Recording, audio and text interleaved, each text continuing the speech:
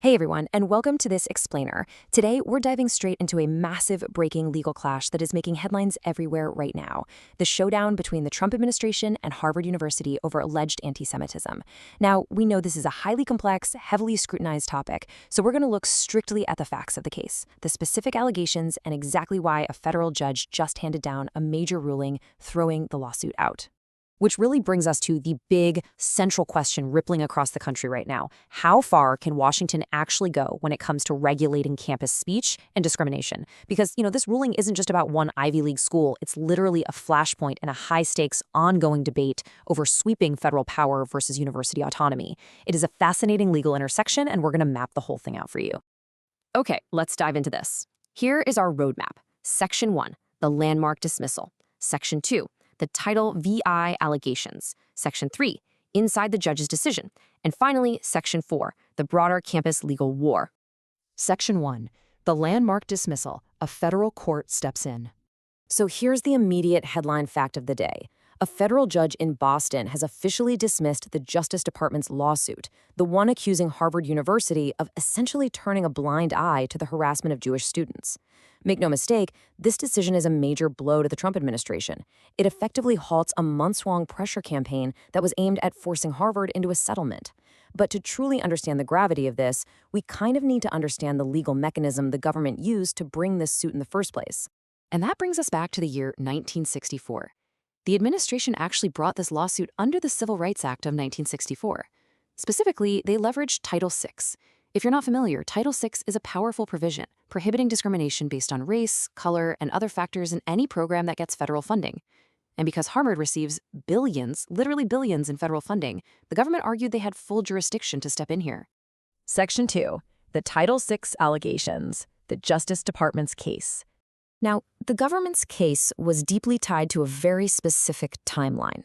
It all begins with the aftermath of the October 7th, 2023 Hamas attacks on Israel and the pro-Palestinian demonstrations that followed and really roiled the Harvard campus. The lawsuit primarily zeroed in on incidents during that 2023 to 2024 academic year. They pulled in a few extra incidents up through March 2025, which, as you might guess, is exactly when the lawsuit was officially filed. And then, just this Thursday, the whole case was dismissed. So what did the government actually claim happened during that window? Well, the Justice Department laid out some incredibly concrete, specific allegations to paint a picture of a severely hostile educational environment. They alleged that Jewish and Israeli students were harassed, physically assaulted, stalked, and even spat upon. They claimed that demonstrators repeatedly denied these students access to educational facilities. In fact, the lawsuit reported the environment was so fearful that Jewish students were forced to hide their yarmulkes under baseball caps just to keep them out of sight. And the administration's core argument was this: by allegedly ignoring these events, Harvard was effectively denying these students access to federally funded educational opportunities. You see, the administration was operating on the firm belief that what was happening in Cambridge wasn't just a series of random, isolated events, but actual proof of institutionalized anti-Semitism right at the university level. That aggressive, overarching stance is pretty perfectly highlighted by this quote from Donald Trump himself. "I think Harvard's a disgrace. They're obviously anti-Semitic." Section 3, inside the judge's decision, the legal breakdown.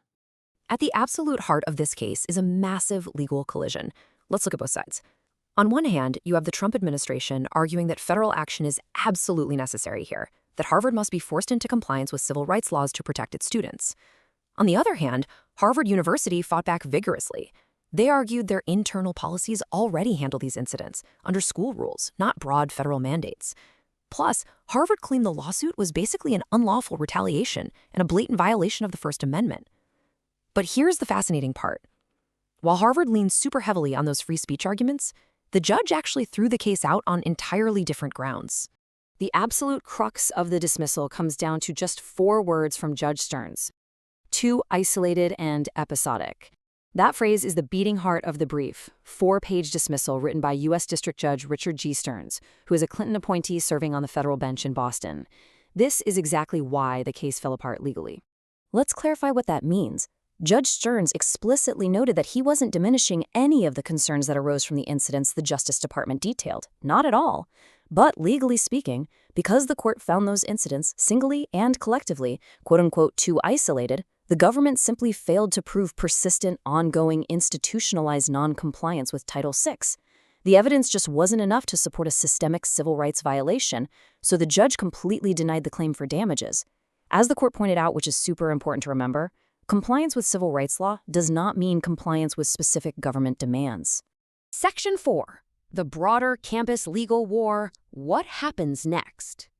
Now, if you zoom out, you'll see this dismissed case is really just one single battle in a massive, multi-front legal war currently raging between the Trump administration and higher education. First off, it's highly expected the Justice Department is going to appeal this exact decision. But beyond that, there's a separate, ongoing case over Harvard's actual federal funding. We're talking billions of dollars at stake, and that's already on appeal. Then there are the ongoing legal fights over Harvard's ability to enroll international students. And zooming out even further, Harvard is a primary target in the administration's much wider national push against DEI, diversity, equity, and inclusion programs. Unlike a lot of other schools right now, Harvard is one of the very few refusing to settle or make a deal with the administration.